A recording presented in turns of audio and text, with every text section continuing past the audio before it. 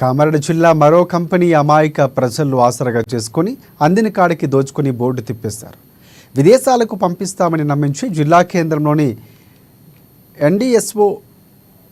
ఎన్డీఓఎస్ కాలనీలో జేన్కన్ abroad education consultancy సంస్థ నిర్వహించారు. ఇజ్రాయెల్ దేశంలో భారీ వేతనంతో కూడిన ఉద్యోగాలు ఇప్పిస్తామంటూ 60 మంది యువకుల నుంచి సుమారుగా 17 లక్షల రూపాయలు వసూలు చేసి బోర్డు తిప్పేశారు.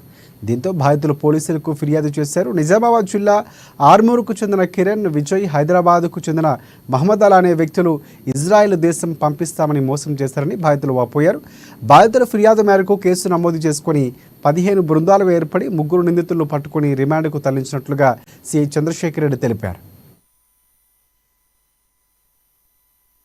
కామారెడ్డి ఎన్జిఓస్ కాలనీలో దేవి హాస్పిటల్ ఎదురుగా ఒక డెక్కన్ అబ్రాడ్ ఎడ్యుకేషనల్ కన్సల్టెన్సీ అనే పేరు మీద బయట దేశాలకు ఉద్యోగ అవకాశాలు ఉన్నాయని పంపించేందుకు ఒక సంస్థను ఏర్పాటు చేసి దానిలో అమాయకులైన పేద ప్రజల నుంచి 25,000 నుంచి 30,000 రూపాయలు ఒక్కరి దగ్గర దాదాపుగా 50 నుంచి 60 మంది దగ్గర అమౌంట్ కలెక్ట్ చేసి 15 నుంచి 17 లక్షల రూపాయల అమౌంట్ను మోసం చేసినారనే దరఖాస్తు రాగా మనం కేసు నమోదు చేయడం జరిగింది.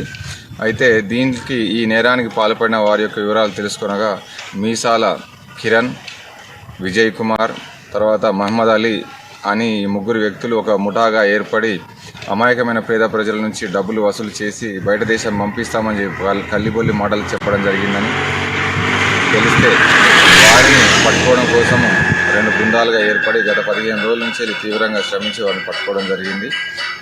వాళ్ళు పట్టుకున్న తర్వాత తెలిసిన విషయాలు ఏంటంటే అసలు మీసాల కిరణ్ అనే వ్యక్తి అతని పేరును